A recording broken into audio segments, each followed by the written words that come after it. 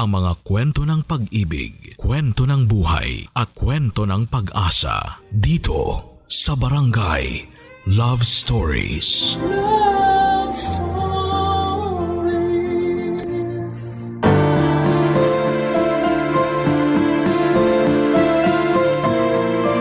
Bukod sa ambisyon at material na bagay na gusto nating makamit sa buhay na ito, higit din nating pagsikapan na maging mabuti.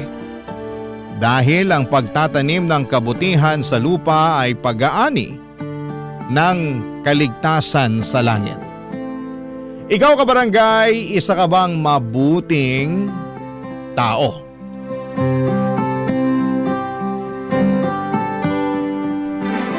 Dear Papa Dudut, naniniwala ba kayo sa kasabihan na kapag bukas ang bibig ay sarado ang puso?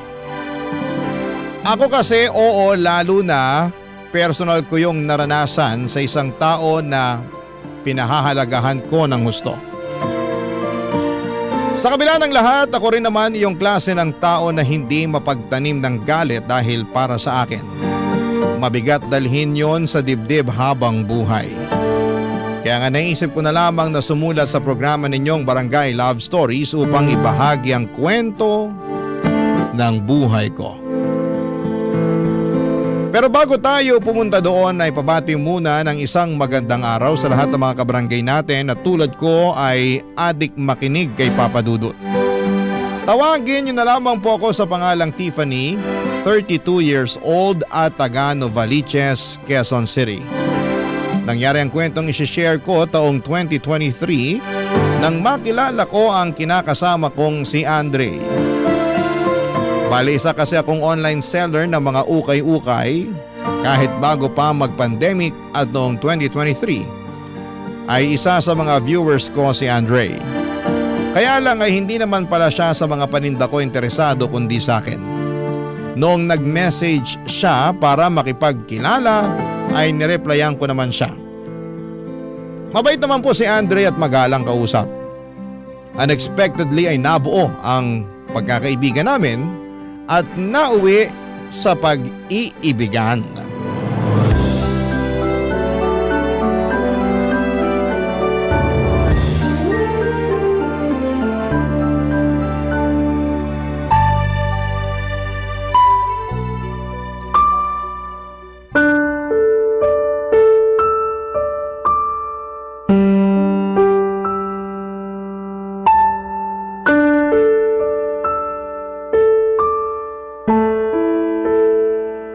Ano ka mo?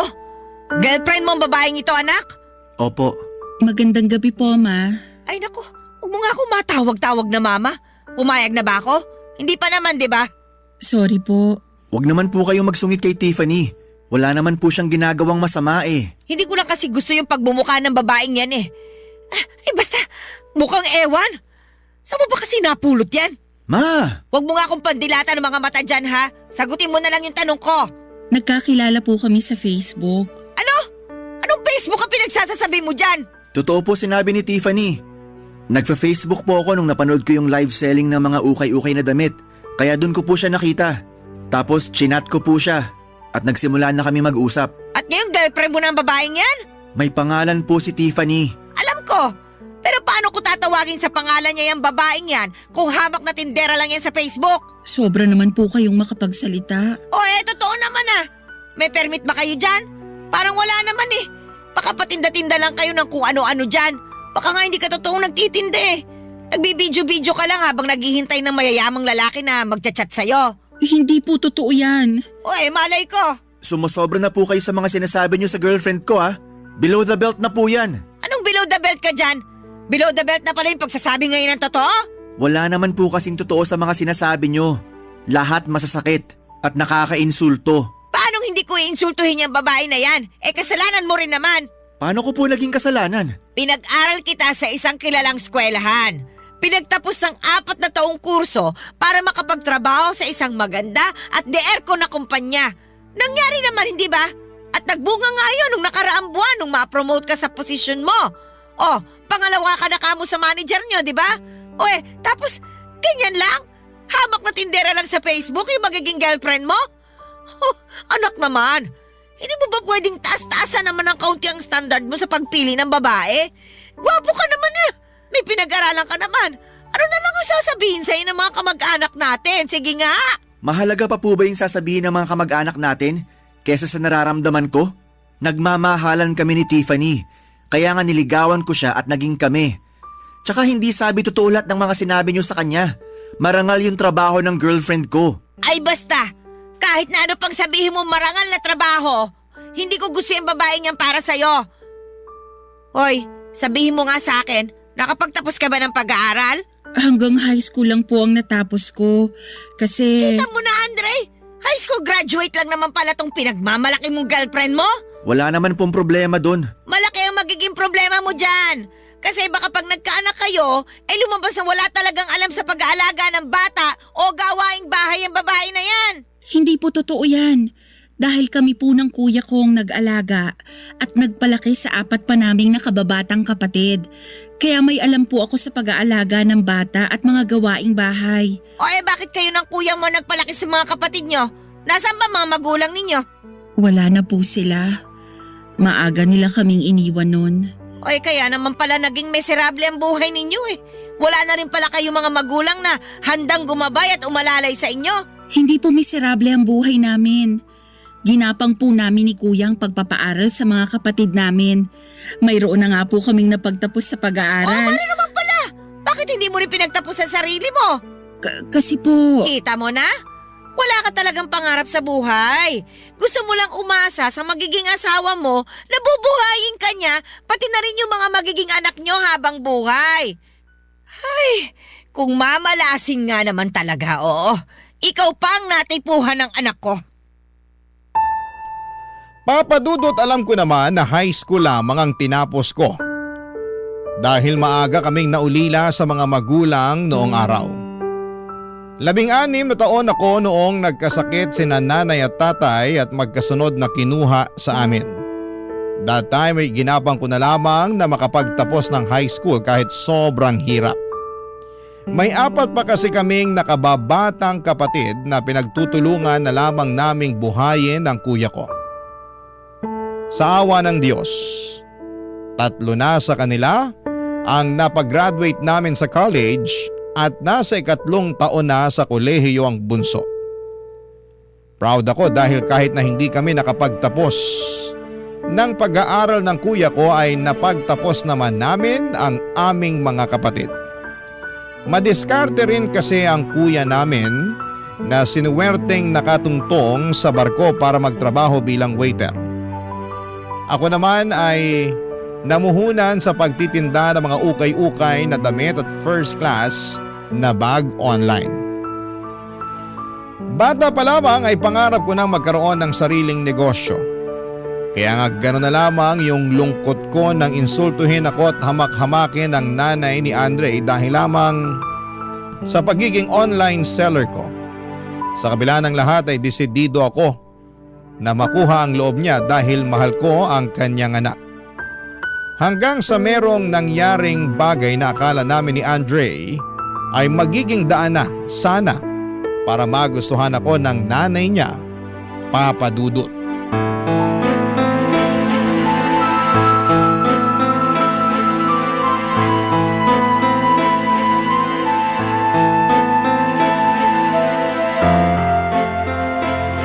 Anong sabi mo, Andre? Buntis ang babaeng yan? Opo, buntis po si Tiffany. Magkakaapo na po kayo. Ma, ano po nangyayari sa inyo? Hindi ba halata? Sumisikip ang dibdib ko. Hindi ako makahinga. Santisima ka. Ikuha niyo nga ako ng tubig. Ako na pong kukuha ng tubig. Ma, aalalayan ko na po kayo. Baka mapano pa kayo dyan.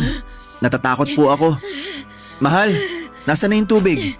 Ito na po yung tubig. Ayoko niyan! Bakit niyo naman po tinapon yung tubig? Nagtatanong ka pa. Paano na lang kung nilagyan pala ng lason na babaeng yung tubig na ipapainom niya sa akin? Hindi po totoo yan. Wala pong lason yung tubig na dala ko. Wala raw. Ano bang malay ko, di ba? Alam kong gustong-gusto mo nang may mangyaring masama sa akin para wala na magbubunga nga sa'yo. Ma naman Kung ano-ano na naman pong sinasabi niyo kay Tiffany. Wala namang ginagawang masama sa inyo yung girlfriend ko. Hindi pa ba masama yung pinagbubuntis niya yung anak ninyo? Pinlano mo yan ano? Po? Pinlano mo ka ako magpabuntis sa anak ko para wala na siyang kawala sa'yo? Grabe ka! Hindi ka lang nakapagtapos ng kolehiyo, pero mautak ka rin pala! Para po sa kaalaman nyo, pareho namin ginusto ni Andre na magka-baby na. Umaasa po kami na baka pag nalaman nyo, lumambot yung puso nyo at matanggap nyo na kami. Kahit na magbuntis ka pa ng 5 o 10, hindi pa rin kita magugustuhan! Bakit po ba? Wala naman po akong ginawang masama sa inyo Masama na nga na nakilala ka ng anak ko! Mas masama pa na nagpabuntis ka sa kanya! Napakalandi mo! Ma, tumigil na kayo! Bakit mo ako pinatitigil? Bakit hindi ang babae niya na patigilin mo? Wala naman pong ginagawa si Tiffany. Kayo yung salita ng kung ano-ano dyan. Paulit-ulit na lang kayo. Natural na paulit-ulit ako para maintindihan mo ng mabuti ang mga sinasabi ko. Kaya lang, mukhang hindi. Kasi binuntis mo pa talaga tong babaeng ito. Bakit ba kasi di na lang kayo matuwa na magkakaanak na kami ni Tiffany? Tsaka kung umasta kayo dyan, akala nyo, katapusan na ng mundo. Apo nyo rin naman yung magiging anak namin. Hindi ko apo yan! Anong hindi? Kahit na ano pang sabihin mo, hindi ko matatanggap yung batang ipinagbubuntis ng babaeng yan. Iyan na nga babae na yan, hindi ko matanggap eh. Yung magiging anak nyo pa kaya? Kayo na po talaga may problema rito. O bakit ako? Hindi ba kayong dalawa? Hindi ba yung babae na yan? Kasi kung matino yan, sana nung una pa lang nakahalata na siya na ayaw ko sa kanya. Sana nakipaghiwalay na siya sa'yo at hindi na nagpabuntis pa. Kaso nga malandi yan eh. Gaga pa. Ikaw naman uto-uto. Hoy Andre, matalino ka. Di ba? Valedictorian ka nga nung high school ka eh. Pero bakit parang hindi mo naman ginamit ang utak mo sa pagpili ng babaeng pakikisamahan? Bakit sa dinami-dami ng mga nagustuhan mo nung kinukwento mo pa sa akin, isa babaeng yun ka lang babagsak? Oh, tapos ngayon, inanakan mo pa? Santisima talaga oh! Hindi ko na talaga alam ang gagawin sa'yo! Wala naman po kayong dapat gawin. Hindi na rin naman ako bata. 31 years old na po ako. Nasa tamang edad na kami ni Tiffany para pagbawalan nyo pa na bumuo ng sariling pamilya. Hindi naman kita pinagbabawalan. Pero sana sa matinong babae naman! Matino po si Tiffany. Ano ba pinagsasabi nyo? Yung kagaya mo rin sana na may tinapos tsaka profesional. Hindi ka na talaga nahiya sa pwedeng sabihin sa'yo ng mga kamag-anak natin? At kung bakit hindi ka nagmana sa kuya mo na kapwa niya engineer yung napangasawa? Ay nako! Ewan ko ba sa inyo? Basta, hindi ko matatanggap yung magiging anak ninyo!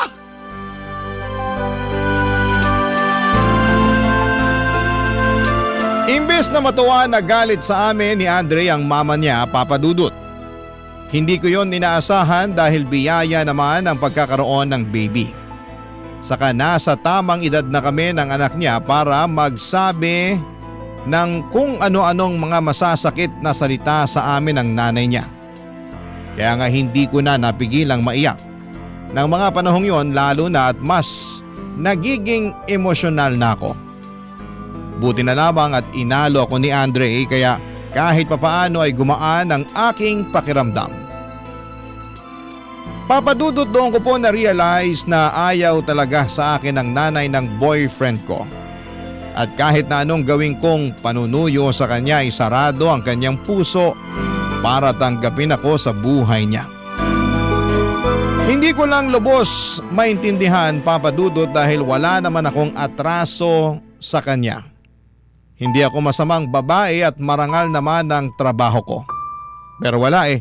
Totoo nga talaga ang kasabihan na kapag bukas ang bibig upang manginsulto, sabayan pa ng mapanghusgang mga mata, ay mananatiling sarado ang puso para umunawa at tumanggap.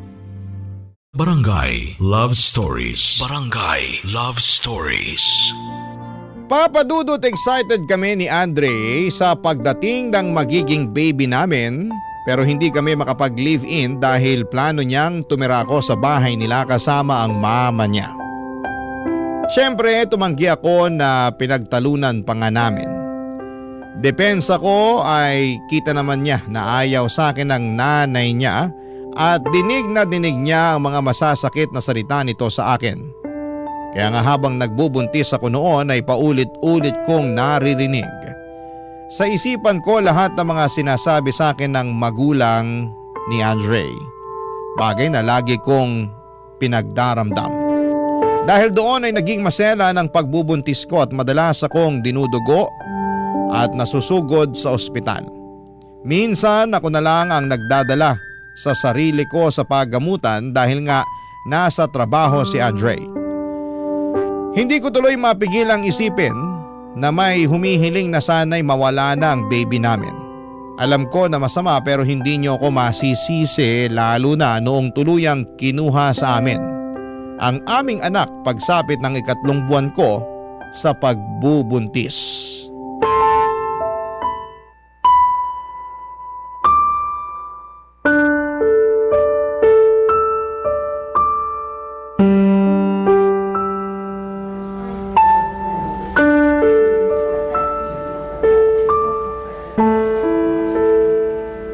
Ma, buti nakarating po kayo rito sa ospital. Hindi na nga ako dapat pupunta. Ang kaso napakakulit mo eh. Tawag ka ng tawag. Sorry po. Kailangan ko po kasi kayo ngayon. Ano na bang nangyari kasi dyan sa babaeng yan? Huwag po kayong maingay. Natutulog na po si Tiffany. Tulog daw. Mukha namang gising na yan. Sabihin mo nagtutulog-tulugan lang. Man naman eh. Hindi po ba pwedeng magpakananay muna kayo ngayon sa akin? Kahit ngayong araw lang? Please lang po. Kung makapagsalita ka naman dyan. Dami nyo kasi agad sinasabi. Hindi nyo man lang tinanong kung kumusta ako. Para sa kaalaman nyo, namatayan lang naman kami ng anak ni Tiffany. Ano? Bakit? Ano nangyari? Nalaglag po yung baby. Hindi raw po makapit. Wala na po, Nay. Patay na po yung anak namin. Santisima mahabaging langit. Andre, asan ka? Andito lang ako. Nasaan ang anak natin? Bakit parang hindi ko na siya nararamdaman sa tiyan ko? Ano kasi? Hindi mo na talaga mararamdaman dyan sa tiyan mo kasi wala na. Ha? Ano pong wala na? Wala na. Inalis na. Nalaglag na kasi. Kaya kung hindi pa aalisin ng tuluyan, baka pati ikaw ay malason na dyan. Hindi po totoo yan. Anong hindi totoo? Bakit ka ba nandito ngayon sa ospital kung gawa-gawa lang pala ito? Lukalukang babae ito ah. Ginawa mo pa ako sinungaling at nag-iimbento. Ma, pwede ba? Ilugar nyo naman po yung ugali nyo. Andito tayo sa ospital oh. Namatayan pa kami ng anak ni Tiffany. Tapos ganyan pa kayo magsalita sa kanya? Ang babae niya na pagsabihan mo. Tsaka hindi ko naman kasalanan na namatay ang anak niyo ah. Ako ba yung nagbuntis? Hindi naman, di ba? Kung may dapat kang sisihin, yung babaeng yan. Malay ba natin, baka hindi naman niya talaga iningatan ang pagbubuntis niya. Iningatan ko po yung pagbubuntis ko. Kung iningatan mo, bakit nalaglag pa rin? Kasi ano po? Kasi masyado kang bida-bida. Hindi mo siguro sineryoso yung bili ng doktor na magpahinga ka lang, na humiga ka lang maghapon. Kaya tingnan mo yan nangyari. Nalaglag yung anak mo at kasalanan mo yan. Tapos ngayon iyak-iyak ka dyan. Sus! Kahit na lumuha ka pa ng dugo, hindi na may babalik yung anak mo sa'yo. Bakit nananahimik ka lang dyan, Andre? Wala ka bang sasabihin para ipagtanggol man lang ako sa mama mo? Tama rin naman kasi si Mama. Paanong naging tama ang mama mo? Na baka hindi mo sineryoso yung bilin sa'yo ng doktor mo na magpahinga lang muna kasi delikado yung pagbubuntis mo. Diba, naabutan pa nga kitang nagbubuhat ng mga damit na sabi mo, ibebenta mo sa susunod mong online selling? Sinaway pa nga kita na huwag ka muna masyado magkikilos pero sabi mo ayos ka lang naman. Ayos lang naman talaga ako nun eh. Saka hindi naman mabigat yung mga damit na binuhat ko. At para lang alam mo, sineryoso ko yung binilin sa akin ng doktor. Pero alam nga namang humiga lang ako maghapon at hindi mag-asikaso sa bahay natin. Ultimo pagluluto ng pagkain sa akin mo inaasa. Abay talagang sinisisi mo pa yung anak ko, ha? Bakit? Totoo naman po eh. Alam naman ng anak niyo na masela ng pagbubuntis ko. Pero alagain pa siya. Ni mag-init nga ng tubig at magtimpla ng kape sa akin pa niya inaasa. Sa palagay niyo ba, ginusto ko rin na mawala yung anak namin? Siyempre hindi. At bilang isang ina, napakasakit nun sa akin. Ina rin naman kayo. Higit kanino man dapat mas naiintindihan niyo yung pinagdaraanan ko. Kaso hindi eh. Dire-diretso kayo magsalita at manisi. Promeno naman kayo. Nakakasakit na kayo eh. Alam mo, emosyonal ka lang kaya ka nasasaktan. Tsaka, sinasabi ko lang naman ang katotohanan sa'yo. Ikaw na ang nagsabi na ina rin ako. Kaya nga naiintindihan ko yung hirap at sela ng pagbubuntis. Huwag mo naman din sanang masamain yung mga sinabi ko. Isaksak mo dyan sa kukote mo na papunta ka pa lang, pabalik na ako.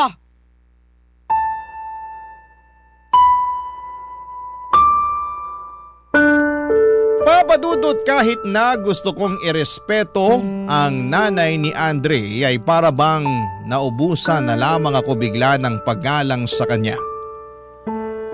Lalo na sa mga sinasabi niya sa akin. Ganon na ba talaga siya? Ka-insensitive dahil imbes na i-comfort niya ako ay kabaligtaran noon ang ginawa niya at pinagsasabi niya. Ginatungan pa ni Andre dahilan para mas lumala ang sama ng loob ko sa kanya. Dahil sa mga nangyari ay napaisip ako kung tama pa bang ipagpatuloy ko ang relasyon namin. Lalo na't mukhang hindi talaga kami para sa isa't isa. Unti-unti na rin kasi akong naliliwanagan sa sitwasyong pinasok ko. Marami akong tanong sa isipan kagaya ng paano kung magka-baby ulit kami ni Andre? Worth it pa ba ang pamilyang bubuuin namin? Kung hindi rin ako maayos na pakikisamahan ng magulang niya. Ayokong lumaki ang magiging anak namin na naririnig kung kaano ako iniinsulto at hinahamak ng lola niya. Kaya lang noong nakapagdesisyon ako na makipaghiwalay na kay Andre ay meron namang nangyari na hindi ko lubos inaasahan. Isang araw ay napansin ko na lamang na balisa ang boyfriend ko kaya nag-alala ako ng gusto.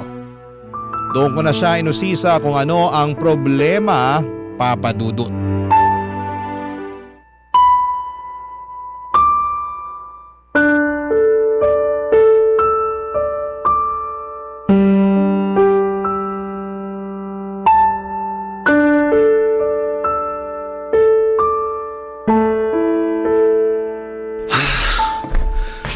Sino yung tumawag?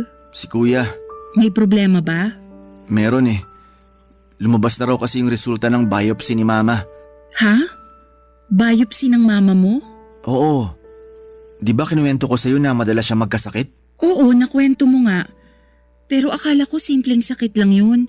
Katulad ng lagnat na mawawala rin kapag uminom ng gamot at nagpahinga. Yun din yung akala namin. Pero nagkamali kami ni Kuya. Kaya yun, nagdesisyon na yung doktor na ipabiopsy siya. At kanina, lumabas na nga raw yung resulta. Ano bang resulta? May cancer sa baga si Mama. Ha? Seryoso ba yan? Oo. Kaya nga sobrang lungkot namin ni Kuya eh. Diyos ko. Natatakot ako. Ayoko pang mawala sa amin ng nanay namin. Siya na lang yung nag-iisa naming magulang eh. Iniwan na nga kami ni Papa noon tapos pati ba naman si Mama? Hindi pa mawawala sa inyo ang mama niyo. Naniniwala ko na pwede pa siyang gumaling. Nakikinig ka ba? May cancer si Mama. Hindi lang yun simpleng sakit na pwedeng gumaling ka agad. Cancer na yun at maraming namamatay doon. Marami lang ang namamatay kasi malala na at hindi na nagagamot. Kaya nga ipapagamot niyo yung mama niyo, diba? Oo naman. O yun naman pala eh. As long as magamot siya, sigurado akong may tsansa na gumaling siya. Oo, cancer na yan. Pero meron pa rin namang gumagaling dyan. May kakilala nga ako nagkaroon din ng cancer sa baga pero nakarecover naman. Inabot nga lang ng ilang taon yung gamutan pero gumaling din naman siya. Meron pa nga cancer sa dila pero gumaling din. Talaga? Oo. Marami akong kakilala na nagka-cancer pero nakarecover. Basta matutukan lang ang gamutan. Ano bang plano nyo ng kuya mo? Ayaw kasi ni mama na i-confine siya sa ospital dahil kaya pa naman daw niya. Kaya lang, natatakot naman kami kasi baka di siya matutukan dun sa bahay tapos mag-isa lang siya dun. Kung kailangan mong umuwi muna sa inyo para maalagaan ang mama nyo, gawin mo. Paano ka naman? Ayos lang ako. Kaya ko ang sarili ko. At saka kasama ko naman dito yung bunso kong kapatid. Salamat kasi naiintindihan mo yung sitwasyon. Oo naman. Alam ko na kailangan ka ng magulang nyo. Kaya unahin mo na siya. Mahirap din naman yung nandito ka kasi mag-aalala ka lang ng husto. Yun nga eh. Hindi rin naman pwede mag-leave ng matagal si kuya kasi kailangan siya sa trabaho niya. Demanding din kasi yung posisyon niya sa opisina nila. Oras-oras kailangan ando na siya. Kaya hassle talaga na mawala siya ng matagal. Ganun ba talaga yun? Ikitang emergency naman yung dahilan ng pagli-leave niya. Kahit na emergency pa yan, may mga kumpanya talaga na mas mahalaga ang trabaho kesa kung ano pa mang bagay na dapat unahin ng mga empleyado nila. Para palang robot ang turing sa kanila ng mga boss nila. Wala naman tayong magagawa dyan. Lalo kung maganda rin yung kumpanya na pinagtatrabahuhan mo. Parang sa halip na makipagtalo sa rules and regulations nila, mapipilitan ka na lang na sundin kesa naman bigla ka na lang tanggalin. Ayaw ni kuya yon dahil pinaghirapan niya yung posisyon niya sa kumpanya nila. Kahit na, para sa akin mas mahalaga pa rin ang kapakanan ng nanay nyo. Kaya nga ako na lang munang uuwi sa amin para may mag-alaga kay mama. Kukumbinsin ko rin siya na magpa-confine na para natututukan siya ng mga doktor sa ospital para di na kami nag-aalala ng husto sa kanya. O sige, balitaan mo na lang ako. At sana nga, makumbinsi mo siya kasi para rin naman sa kanya yun. Di ko lang lubos maisip na bakit si mama pa yung nagkasakit ng malubha. Marami namang ibang tao dyan na masasama. Sana sila na lang yung nagkasakit. Naiintindihan ko na masama ang loob mo. Pero hindi naman tama na hilingin mong mapasa sa iba yung sakit na meron ng mama mo. Ano bang tama? Sige nga. Ang tama mong gawin, ipagdasal mo na maging maayos ang gamutan ng mama nyo para gumaling siya. Ewan ko. Parang ang hirap naman gawin nun. Lalo binigyan niya ng sakit ang mama namin. Hindi ang Diyos ang nagbibigay ng sakit sa atin. Saka naniniwala ako na pagsubok lang to. Malalagpasan nyo rin yan. Sana nga malagpasan namin. Sana tama ka rin. Nagagaling pa si mama. Gagaling pa ang mama nyo. At naniniwala ako doon. Papadudot, gulat na gulat ako matapos malaman na mayroong malubhang sakit ang nanay ni Andre. Ni sa hinaga pa ay hindi ko akalain na posible siyang dapuan ng ganon kabigat na karamdaman. Ayoko sanang isipin na ganti na yon ang langit dahil sa pagiging masama ng ugali niya sa akin. Kasi kahit papaano ay nanay pa rin siya ng boyfriend ko. Pero matapos umiyak sa akin ni Andre dahil sa takot na baka namang sandali ay mawala ang mama niya sa kanila ay agad-agad na nadurog ang puso ko. Bigla tuloy bumalik sa akin ang mga panahon na maagang kinuha sa amin sina nanay at tatay. Yung takot at kaba na nararamdaman namin habang nangyayari yon ay habang buhay nang nakakintal sa puso at isipan naming magkakapatid. Kahit kailan ay walang paghilom sa pagkawala ng magulang gaano man katagal ang panahon na lumipas. Masasanay na lamang tayo na mabuhay sa mundo nang wala sila. Pero, nandun pa rin yung sakit at tumitindi lamang yon kapag naaalala natin sila. Pero wala naman tayong magawa, kundi ang umiyak na lamang dahil alam natin na hinding-hindi na sila magbabalik pa. Barangay Love Stories. Barangay Love Stories. Dahil sa mga nangyari ay hindi natuloy ang plano kong pakikipaghiwalay kay Andre. Napag-isip-isip ko rin naman na baka nadala lang din ako ng emosyon ko. Kaya nakapag-decide ako ng ganon. Saka mahal ko ang boyfriend ko kaya minabuti ko na lamang na kausapin siya para malaman niya ang saloobin ko. Agad na humingi ng sorry sa akin si Andre at nangako na hinding-hindi na niya babaliwalain ang damdamin ko. Mabilis na lumipas sa mga araw at nagpatuloy lamang kami sa buhay at nagbalik ako sa pag-online seller para may pagkakitaan naman matapos kong huminto noong nabuntis ako. Nakikibalita rin ako kay Andre tungkol sa kalagayan ng nanay niya at sa gamutan nito. Concerned pa rin naman ako sa magulang niya at ayoko namang may mangyaring masama dito. Sinabi ko na rin naman na hindi ako yung klase ng tao na mapagtanim ng galit. Kaya nga noong nalaman kong may sakit ang nanay ni Andre ay pinatawad ko na ito sa mga nasabi nito sa akin noon, Papa Dudut.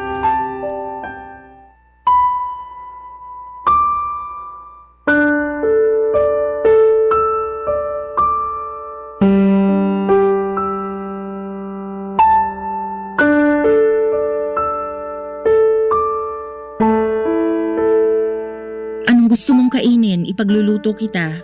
Kahit ano na lang siguro. Pero mamaya na kasi wala pa naman akong gana. Nangangayayat ka na oh. Hindi ka siguro nakakakain ng matino doon. Oo Kahit nga sa trabaho, balisa ako. Kaya nga kumain ka rito mamaya pag nagluto na ako. Sige, susubukan ko. Ano na bang balita sa mama nyo? Okay naman nung iniwan ko kanina sa ospital. Tsaka malapit na rin magsimula yung chemotherapy niya. Buti na lang talaga pumayag na rin siya na magpa-ospital. Oo, kasi di na kaya na nasa bahay lang siya. Buti na lang din andun yung pinsan nyo para mag-alaga sa mama nyo. Oo, kaso lang nagka-problema naman. Anong problema? Kanina nagsabi sa akin na tumawag daw yung kinakasama niya. Gusto na raw siya pauwiin dun sa probinsya nila para mag-alaga ng mga anak. Huwag na raw siya magtrabaho rito kasi mas kailangan daw siya dun. Diba kaya nga siya lumuwas dito sa Maynila para magtrabaho dahil wala nang trabaho yung kinakasama niya? Hindi pa nga nakakaisang buwan dito yung pinsan mo, tapos pinababalik na doon? Yun nga, sabi ko kausapin niya, baka nabibigla lang sa desisyon. Kaso parang gusto na lang din sundin ng pinsan ko eh. Naninibago kasi siya rito, tapos ang lungkot-lungkot daw sa ospital. Ayun, gusto na niya umuwi sa kanila. Ano ba yan? Sana kasi bago siya lumuwas dito at pumayag na mag-alaga sa mama niyo, sinigurado muna niya kung kaya niya. Yun nga eh. Kaya nga problemadong kami ngayon ni Kuya. Nakakainis lang kasi pinamasahihan niyo pa naman papunta rito tapos ganyan lang ang gagawin. Hayaan na lang natin. Wala rin naman kaming magagawa kung yun ang desisyon niya. Sa bagay, hindi niyo rin yan mapipigilan. O ano na lang ang plano ninyong gawin? Naisip namin ni Kuya na kumuha na lang ng caregiver na mag-aalaga kay Mama. Kaso siya naman yung may ayaw. Bakit daw? Wala raw siyang tiwala sa ibang tao eh. Ayaw niya rin na kung sino-sino yung mag-alaga sa kanya. Nagalit pa nga sa amin ni Kuya kasi plano raw namin siyang ibilin sa ibang tao. Anong magagawa namin kung di rin namin siya matutukan? May kanya-kanya kaming trabaho. Di naman pwede na mag-resign kami kasi paano na lang yung gamutan niya. Di rin naman biro yung treatment niya tsaka hospital bills. Lolobo at lolobo yun. At baka mabaon pa kami ni Kuya kapag may isa sa amin na tumigil sa pagtatrabaho. Baka naman gusto lang talaga ng mama nyo na nasa tabi niya kayo. Siyempre mahirap din naman yung pinagdaraanan niya. Tapos… Di ka ba nakikinig? Hindi pwede mag-resign kami ni Kuya sa mga trabaho namin. Kasi saan na lang kami kukuha ng pambayad sa gamutan niya. Lalo naman si Kuya na pamilyado. Kaya di talaga pwede mag-resign na lang basta-basta. Ako naman kakapromote ko pa lang ngayong taon. Sayang naman yung pinaghirapan ko ng ilang taon para mapunta sa posisyon ko kung mawawala lang din sa akin ng ganun kabilis. Pero nanay nyo naman yan eh. Alam ko na nanay namin pinag-uusapan dito. Pero hindi nga pwede na palagi kaming andun sa ospital para asikasuhin siya. Kaya nga plano na lang namin kumuha na mag-aasikaso sa kanya. Hindi mo talaga ako naiintindihan no? Naiintindihan naman kita. Kanina pa kasi ako nagpapaliwanag pero parang di mo maintindihan yung punto ko. Naiintindihan ko naman, pero naisip ko rin na baka mas mabilis makarecover ang mama nyo kung alam niya na nandyan lang kayo sa tabi niya. Yun bang kasama niya kayo sa bawat treatment niya? Hindi naman kami mawawala sa tabi niya. Bumibisita kami sa ospital ni Kuya kapag may time pero syempre di palagi dahil busy din naman kami. Tingnan mo nga, kagagaling ko lang dun pero grabe, di naman ako makapagpahinga ng maayos dun. Maya-maya merong pumapasok sa kwarto niya para mag-check ng vital signs niya. Ultimo kasagsagan ng tulog namin sa madaling araw, merong kumakatok at pumapasok ng mga nurse. Kaya nga minsan ayoko na lang magstay doon kasi apektado naman tulog ko. Buti sana kung kinabukasan wala akong trabaho eh. Lagi na lang akong puyat at masakit ang ulo. Alam ko naman na nanay namin siya, pero nakakapagod din mag-alaga sa kanya.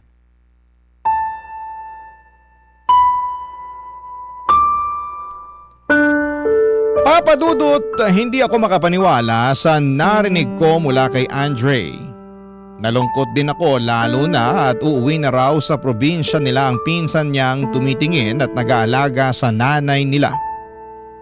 Ewan ko po ba, pero nainis din ako sa boyfriend ko dahil parang mas matimbang pa sa kanila ng kuya niya ang trabaho kesa sa magulang nila. Hindi ko rin mapigilang mag-overthink lalo na at baka mapaano ang mama niya dahil sa sakit nito at kung ipagkakatiwala pa nila sa iba. Kaya nga pagkatapos akong bagabagin ang konsensya ko ay napag-isip-isip ko na ako na lang ang sasama at magbabantay sa nanay ni Andre sa ospital. Kahit na hanggang sa pumayag lang itong makakuha sila ng professional na caregiver. Nung una ay tinatanong pa ako ng boyfriend ko kung seryoso ba ako sa desisyon ko at sinagot ko lamang siya ng oo. Kaya nga agad na niya yung sinabi sa mama niya, bagay na hindi rin naman ito tinanggihan. Simula noon ako na ang kasakasama ng nanay niya sa ospital at sa tuwing sumasailalim siya ng gamutan. Isang gabi mahimbing na akong natutulog noon nang gisingin ako ng nanay ni Andre. Tinawag lang niya ang pangalan ko at dahil madali lang naman akong magising ay napabangon agad ako. Nag-alala pa nga ako kasi akala ko ay may masakit sa kanya. Pero mabuti naman at wala, Papa Dudut.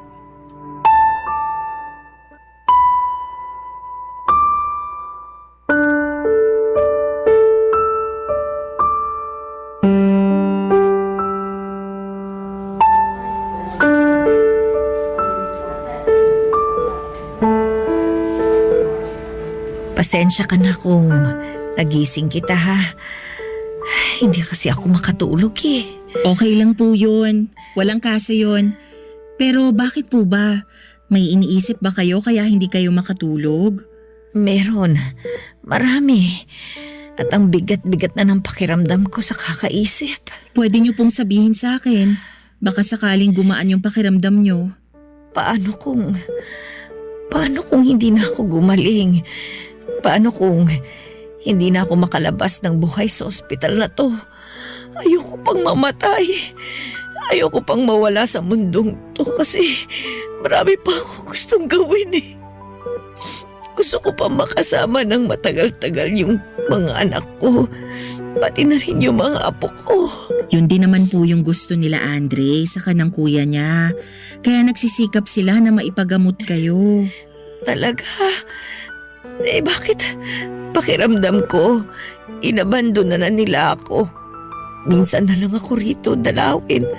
Tapos kung nandito pa sila parang inip pa sila. Hindi ko tuloy mapigilang isipin na baka nagsasawa na silang alagaan ako kasi nga ganito na ako. Yun bang may sakit? Pabigat na lang sa kanila. Hindi po totoo yan. Nakakausap ko po si Andre at nag-aalala po siya sa inyo. Natatakot siya na baka mawala na kayo sa kanya kaya lagi ko na lang sinasabi na magdasal siya. Nakikinig naman po ang Diyos eh. Alam niya kapag taimtim na humihiling sa pamamagitan ng panalangin yung mga anak niya. Salamat sa mga sinabi mo ha. Kahit papaano gumaan itong dibdib ko. Masyado lang siguro akong emosyonal kasi alam mo na may sakit na nga ako. Tapos pakiramdam ko mag-isa pa ako dito sa napakatahimik, napakalungkot na lugar na ito. Ay, mabuti nga kahit papaano sinasamahan mo ko. Wala po yun. Saka malaking bagay din sa akin na pumayag kayong samahan ko kayo rito. Akala ko nga po nung una tatanggihan niyo ako eh. Naisip ko na tanggihan ka kasi nahihiya ako sa iyo eh. Pero sabi ng anak ko, mabait ka raw.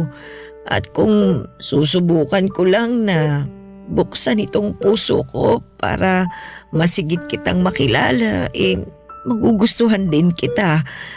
At napatunayan ko naman na totoo nga ang sinabi sa akin ni Andre. Mabait ka nga, Tiffany. Mas lalo lang tuloy akong nahiya sa sarili ko dahil naging masama ako sa iyo nung araw. Kung ano-anong mga sinabi ko sa iyo na hindi magagandang bagay. Ininsulto kita. Yung trabaho mo at kung paano ka nung nabuntis ng anak ko. Hindi rin ako nakiramay at nakisimpatya sa inyo nung mawala yung anak ninyo. Na kung tutuusin ay apo ko rin naman. Sobrang sama ko talaga sa iyo noon. Kaya nga sana patawarin mo ko, Tiffany. Wala na po yun. Matagal ko na po kayong napatawad. At saka, di naman po ako mapagtanim ng galit dahil mabigat po yung dalhin sa dibdib. Tapos nung nalaman ko pa na may sakit kayo at iniwan na nung nag-aalaga sa inyo, mas lalo kong ginusto na mapalapit sa inyo. Kahit na anong mangyari, magulang pa rin po kayo ni Andre. Kaya mahalaga pa rin po kayo sa akin. Salamat kasi alam ko na hindi mo ko dapat patawarin pero nagawa mo pa rin akong patawarin. Salamat kasi inaalagaan mo ko, sinasamahan mo ko dito sa ospital. Kung tutuusin, hindi mo naman ako responsibilidad eh. Pero dahil sa pagpapahalaga mo sa akin, nandyan ka pa rin. Pinagsisisihan ko na ang lahat ng mga sinabi kong masasakit sa iyo. At kahit na napatawad mo na ako, paulit-ulit ko pa rin gustong hingin ang kapatawaran mo habang nabubuhay ako. Maling-mali ako. Maling-mali talaga na ininsulto kita sa kung ano yung estado mo sa buhay. Nagsisisi na ako ng gusto. Pinagsisisihan ko na yun, Tiffany. Okay na po yun. Pinapatawad ko na po kayo. Wala na po sa akin yon. Ang mahalaga, yung gumaling kayo. Kaya sana magpalakas po kayo Makakalabas kayo sa ospital na to ng magaling na. At matutupad pa po yung mga bagay na gusto nyong mangyari. Kaya laban lang po tayo Laban lang po kayo. Nandito lang po ako. Pati na rin yung mga anak ninyo. Kasama niyo po kami. Hinding-hindi namin kayo iiwan kahit na anong mangyari. Salamat. Salamat talaga. Pakiramdam ko, nabigyan ako ng panibagong pag-asa. Papadudot masaya ako at naging payapa ang puso ko matapos ang pag-uusap naming yon ng nanay ni Andre. At kahit na nagkaiyakan pa kami ay alam ko na parehong gumaan ang aming kalooban. Iba talaga sa pakiramdam ang magpatawad. At masaya ako dahil taglay ko ang kakayahang yon. Sa pagpapatuloy ng gamutan ng mama ng boyfriend ko ay ako na nga ang naging kasama niya, lalo na pag nasa trabaho ang mga anak niya. Alam ko na hindi ko naman siya responsibilidad pero masaya naman ako sa ginagawa kong pagbabantay sa kanya. Paulit-ulit kong pinapaalala sa kanya na gagaling siya at makakalabas sa ospital. Kaya lang ay hindi yon nangyari dahil taong 2024, eksakto 6 na buwan mula nang na-ospital siya at na-diagnose na may lung cancer, ay pinagpahinga na siya ng Panginoon. Sobrang sakit na mamatayan ng magulang. Bigla ko tuloy naalala yung pakiramdam noong nawala sa amin sina nanay at tatay. Akala ko ay kaya ko na hindi na ako iiyak pa dahil napagdaanan ko na pero nagkamali ako. Kung anong iyak at hinagpis ni Andre sa pagkawala ng nanay niya ay ganon din ang tindi ng dalamhati ko.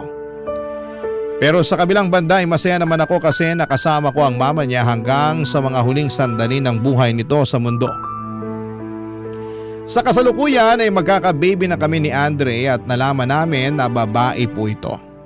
Plano naming ipangalan sa mama niya ang first name ng baby namin bilang pagkilala sa namayapan niyang lola. Hanggang dito na lamang po ang sulat ko, Papa Dudut, at maraming salamat. Sakaling mapili po ninyong i-ere sa programa ninyong Barangay Love Stories ang sulat ko. Malaking bagay yon sa akin at umaasa ako na sana'y kinapulutan ng aral at inspirasyon ng mga kabarangay natin ang aking storya. Ang inyong forever kapuso at kabarangay, Tiffany. Barangay Love Stories. Barangay Love Stories. Minsan, mahirap gumawa ng tama, pero kahit dehado ang ating bida, iyon pa rin ang ginawa niya. Ano ang masasabi mo sa Barangay Love Stories natin today? Abangan namin ang sagot mo sa comment section. Nagustuhan ng iyong napakinggan? Ituloy yan via live stream sa www.gmanetwork.com/radio.